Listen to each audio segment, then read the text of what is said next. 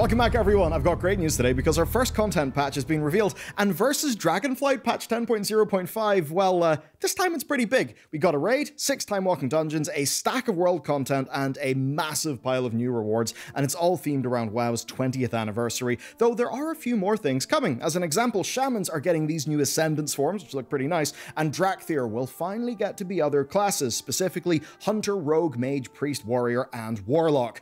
So, with that said, let's get into the main event and all of the content that we'll be getting, plus the rewards, and a way to make your life just a little bit better with today's sponsor. Okay, this is a real simple quality of life upgrade for you. Having a bad charger that's slow, that's only got one port, or things like that sucks, and this is the solution. It's Ugreen's new Nexode Pro 100-watt charger. It's got USB-A and 2 USB-C ports, where its management system will automatically balance power so you can fast charge from all 3 at the same time. But if you really need fast charging, say for your laptop, the USB-C 1 port outputs 100 watts, which is enough to take, say, your MacBook Pro 14 from 0% to 50% in just 27 minutes, and you can pick them up at the link below.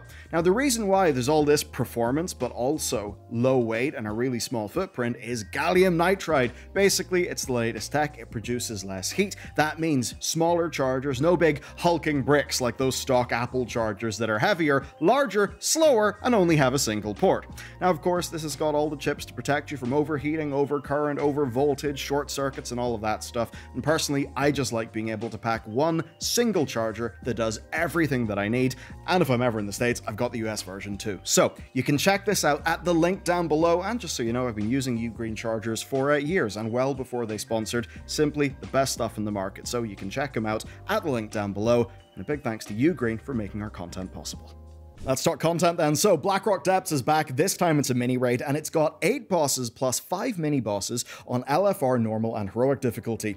Now this should be dropping after most guilds have done heroic Narubar, which is the base raid of the War Within. So this basically means whenever you'd usually have your mid-raid tier lull, we'll just get another raid. Now of course I don't expect this to be a replacement for a full modern raid, but if it's there at a heroic level, that's certainly at least a week or 2 of just having some more fun with your raid team. Something to do in your alts, so I think that's actually very high value. But that's not actually all, because Deadmine, Zul'Farrak, as well as both wings of Dire Maul and Stratholme are going to be in his Time Walking dungeons. I kind of love this, and these will stick around in the Time Walking holiday rotation afterwards, which actually means no Battle for Azeroth Time Walking for now, and I think that does make a lot of sense. The Siege of Borealis is part of the Season 1 War Within rotation, and I think Blizzard almost certainly want to keep the more modern, and I think therefore more translatable to Mythic Plus stuff fresh. Plus, I mean, I don't know about you, but BFA and Shadowlands Time Walking is maybe not something I'm super into. Now, another nice thing is you can queue for these from level 10, which means they should be pretty damn massive for power leveling. There's also going to be a vendor refresh, and taking a look at the B-roll in their video, there seems to be a Hippogriff and a Mani Battle Bear recolor, as well as a Spellweave carpet, with the carpet being 5,000 Time Walking coins. Now, on that, remember, Time Walking coins work a little bit differently than they used to. The Time Walking coins are now warband wide, which means you'll be able to consolidate them. That does mean if I was to give Blizzard just a little bit of feedback, give people a shot at the other Time Walking vendors, just pick up some of those old mounts. And then we've got the Gates of Anchorage. This is quite something, because what they've done is they've made a scenario that is based on the Gates of Anchorage event from late vanilla. If you weren't around back then, don't worry, most of us weren't. It was pretty damn awesome. One of those things where it was maybe cooler in idea and concept and story than it was in reality, because the servers basically fell over. But it was one of those truly unique MMO moments. Now, obviously, we won't really be reliving it in that way, because this time they're doing it as a scenario. The scenario seems to be nearly the size of the zone, and the idea is that we're reliving the opening of the gates, but the timeways are a bit jumbled, so we've got Scourge, we've got Legion, and other old foes all about the place. Now, what's different here is this is not just a open world event, like say the Radiant Echoes event before the War Within expansion. This is a scenario. That probably means it's got a cap on players. Now, that is interesting. And you can also queue up for it at level 15, which again makes me think about leveling up fresh characters. Now, we don't know how this is going to be playing, but I'm imagining it'll flow like a staged zone event. And doing this via scenario is an interesting move. Maybe it's them wanting to keep it isolated from the world for technical reasons. Maybe they just want it to be easy to queue up and, teleport to it. Or perhaps this will have a more in-depth design that wouldn't be suitable for sharded open world content. I mean, in my head, I think of almost a miniature Warfront. I know Warfront is a funky word from BFA, but there is something in the idea that could work. Now, my final point is that this is built around the conceit of Chromie's codex. So the idea is she's there, she's got this codex, we're sort of visiting different points in time. Now, instead of just doing this with no real foregrounding in the game, they've attached it to a character and they've attached it to an item with the form of the codex. And that makes me think, do they want to do this for other bits of Warcraft's history? Could we have parts of the War of the Ancients be represented in this way? The culling of Stratholme, but not limited to the design of a dungeon, right? Maybe the zombie event before Wrath of the Lich King. So if they're down for making big scenarios based on events from WoW's history, man, that's kind of cool. Next then, Korak's Revenge doesn't seem to be that different, but it is back. This is basically the Alterac Valley battleground, but it's modeled on how it used to play back in the day, where, this is shocking, people actually did the objectives and the matches weren't decided by an instant boss rush. One thing they have added though is an item that swaps your transmog to a more period-fitting one, and if you do the quest for it, you'll get the Stormpike Battle Ram for the Alliance and Frostwolf Snarler for the Horde. But I will at least say, with solo queue-rated battlegrounds existing, maybe I'm finding myself in more of a PvP mood. And then finally we got the world bosses, so that's Doomwalker, Azura Ghost, Kazak, and Dragons of Nightmare all being back and seemingly in their original locations, but then the Shavanger and Archivon, which definitely gives me nostalgic Wrath Baby memories, well, those are going to be in Tanaris, so that'll at least be a lot of shots at some normal mode gear for you. But that's actually not all. So celebrations have moved from inside the Caverns of Time to outside, and there's a bunch of new features. We're getting a Trial of Style-like event, there's a refresh of the Lore Master quiz, a Secrets of Azeroth-like weekly set of quests that are basically helping guest relations solve problems. There's a Mount Showcase event, so I guess Trial of Style, but mounts. There's an event with Lorewalker Cho and a whole bunch of other cute things like rewards that are famous hero and villain transformations. There's an ice rink, so I guess they're putting that Senarth boss room tech to use. There's a balloon ride around the place and just lots of flavor. So with that said, let's talk about progression, rewards, and timing for this event.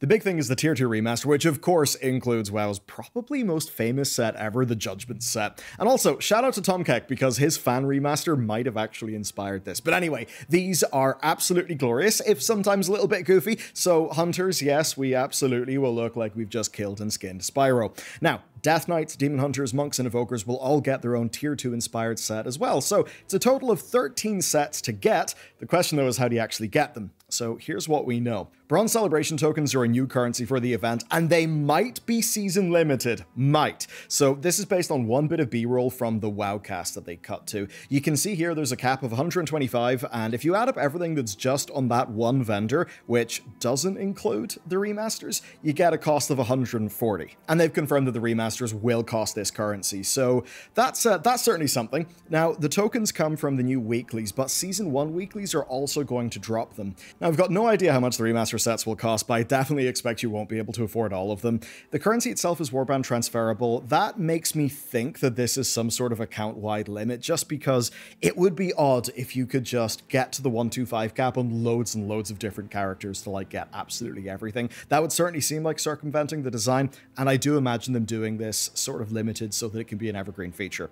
That being said, right, a major grain of salt. This isn't even on the PTR. This is pre-PTR B-roll. We don't even know when this video is edited together, so often the person editing a video like this will not maybe appreciate the potential for certain facts, say in a tooltip, in a piece of footage, to actually spark drama, even if that tooltip, say, happens to be out of date. Because again, we don't even know if that tooltip is in date.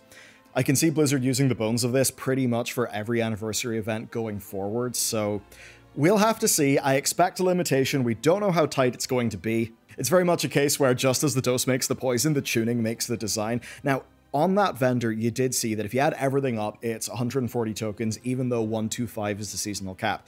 That being said, a whole bunch of those items are mounts from past anniversary events that would be considered to be very rare because they were otherwise impossible to get. I can see those being fairly expensive, so it could be the case you'll be able to afford maybe a few of those sets. All I'd say to Blizzard is be cautious and err on the side of generosity. You can always add things to this later, and with the War Within seeming to be just positive vibes so far, we don't really need the drama. Now, if you do take a look at that vendor again, you see very rare items, like say the baby Blizzard Bear. Very few people have that. The Onyxian Whelpling, the Molten Corgi, the Core Hound. Again, big rip if you remember the joys of Molten Core LFR for that one back in 2014. There's Hatespark the Tiny and Little Nefarian, as well as some new rewards. These are a Sword Shield and an Armored Phoenix mount that are themed after Blizzard's internal employee service rewards. Those look absolutely great. Then on top of that, we got the November trading post, which is pretty nice. It's got these Warcraft 3 and Frozen Throne faction back pieces. Basically, it's the faction emblems as backs. I think they look brilliant, and the good news is you don't need to buy them individually. They will just be the log completion reward. And of course, on top of all that, there'll be like the Time Walking vendor refreshes. So there's a whole bunch of stuff there. There'll be for Time Warp coins. Again, those Time Warp coins that are now account-wide transferable. Okay, let's talk about timing then. In the Wowcast, they said they started working on this thing last autumn, and it's going to be longer than the usual few weeks. Now, on the site, they said this will span a couple of months, and it actually lasts for seemingly all of the 11.0.5 patch cycle, because this is the main feature of patch 11.0.5. So I'm imagining October to December. Now, taking a look at the 2024 roadmap, you see that it doesn't have 11.0.7, which I'm anticipating as being a January release. And to just go through the dates there, if we hold to the 8-week cycles the Dragonflight did, things basically look like this. The expansion came out 26 September, then 21 October is 8 weeks after that, and the 22nd would be the nearest Tuesday. So basically expect 11.05 to come out on the 22nd of October. Then, if you add 8 weeks to that, you get the 17th of December, which is obviously too late to launch a patch. And that means my money for patch 11.0.7, that's January 14th, 2025. All in all, quite a lot to keep us busy with. I mean, an entire other raid, that'll be pretty cool. That said, I would also expect like class changes, maybe the odd quest line, that sort of thing, because the roadmap does mention there is a little bit more than just the event. But that's not the only thing for your calendar. Warcraft Direct is happening, and it's basically our replacement for BlizzCon because there isn't going to be a BlizzCon this year. Likely in that, we'll see the 11.1 patch reveal, maybe a bit of a tease of what's after that. I'd say also perhaps what we can expect from Plunderstorm and Remix, just what that team's been doing, as well as Season of Discovery. And on that, Phase 5, which is Blackwing Lair, is currently on the PTR, and yes, there are the expected raids that we're going to get beyond that one. Like, yes, there'll be Anchorage, there'll be Naxxramas, but also probably things like Karazhan Crypts, maybe something with Scarlet Monastery. I don't know, I expect them to have something to pull out of the bag there. Overall, though, pretty damn busy times, and I'm especially interested in where we're headed next because we have no idea what's after Nerubar, right? Like, after this raid. I mean, Xal'atath is probably gone for a bit, and that basically means that we don't know exactly where we're going, but there is so much lore speculation stuff that feels super immediate. So if you've already finished the campaign and you want the lowdown on that, then I will see you over on this video, and of course, be sure to check out today's sponsor, Ukraine. Seriously, their stuff is brilliant. All right, that's it for me. I'll see you over there.